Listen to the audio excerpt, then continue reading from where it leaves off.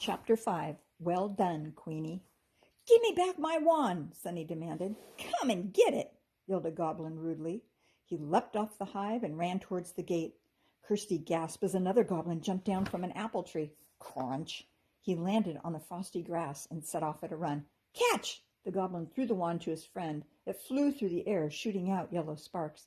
The other goblin reached up and caught the wand. Ha ha, got it! Oh no, Sunny gasped. Just then Queenie flew out of the hive with a loud buzz. All the other bees swarmed behind her in a noisy cloud. Rachel watched, her eyes very wide. With Queenie in the lead, the bees formed an arrow shape and raced after the goblins.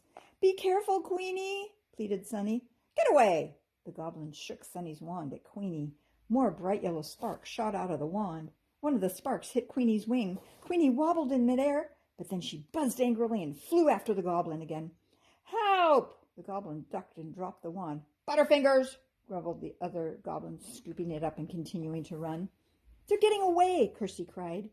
Queenie and her bees rose into the air again. No, they're not, Rachel cried excitedly.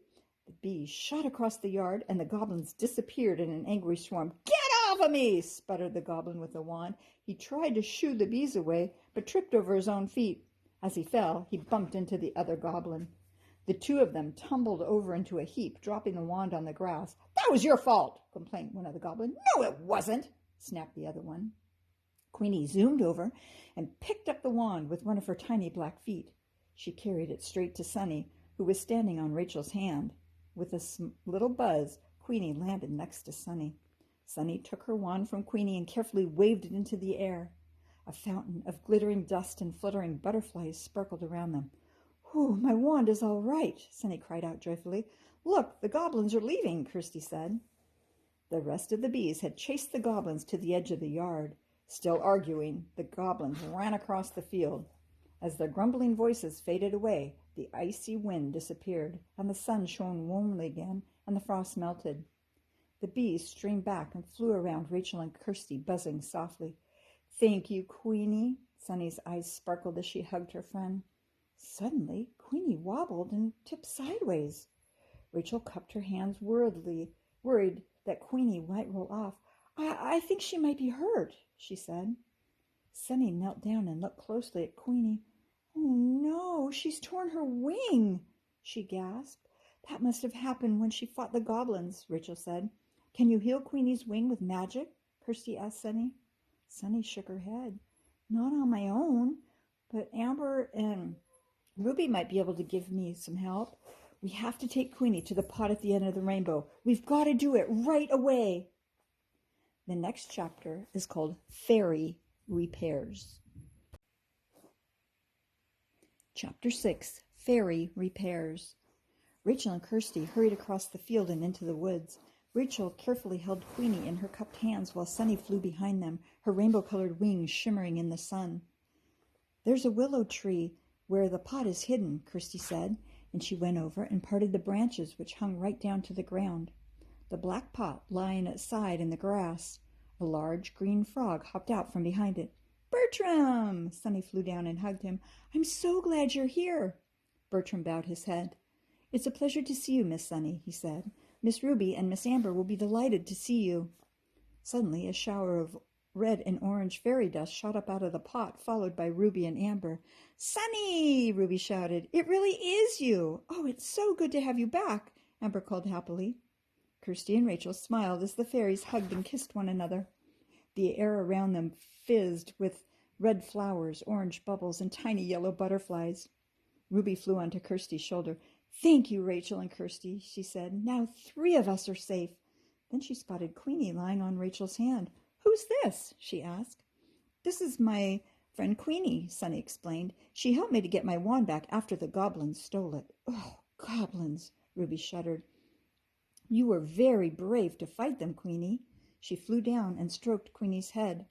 One of the goblins used my wand to hurt Queenie's wing. Can you help her? Sunny asked her sisters. Amber thought hard. Well, I could mend Queenie's wing if I had a fairy needle and some thread, she said. Then she looked sad. But I don't have any of that here in the pot. Then Rachel remembered something. Kirsty, what about the magic bags from the Fairy Queen? Oh, yes, Kirsty said. She reached into her pocket and pulled out her bag. It was glowing with a soft silver light. When she opened it, a cloud of glitter shot up into the air. Kirsty slipped her hand into the bag. "There's something here." She drew out a tiny, shining needle threaded with fine spider silk, and she held it out to Amber. "Perfect," Amber said. She flew onto Rachel's hand and sat down next to Queenie. Amber stroked Queenie's black and yellow head. "Don't worry," she said. "It's fairy magic, so it won't hurt." Kirsty watched as Amber carefully wove the needle in and out of the torn wing. The row of stitches glowed like tiny silver dots. "Look, they're starting to fade," Rachel said. "Yes," said Amber. "When you can't see them anymore, the wing will be healed." Queenie buzzed softly. She lifted her head and flapped her wings, and then she zoomed into the air. Her wing was as good as new. She swooped down and landed next to Amber. Bowing her head, she rubbed her feelers against the fairy's hand. "You've been such a good friend to Sunny. You have to stay with us," Amber said, hugging the bee. "Yes," Ruby agreed. "Please come and stay with us, just until we go back to Fairyland." Queenie flew over to Sunny and buzzed in her ear. "She says she'd love to," said Sunny. "There's a hiveless queen in Mrs. Mary's yard who would be very happy to take care of her bees. Come on, Queenie, let's go look into our new home." "Let's take a look too," Kirsty said.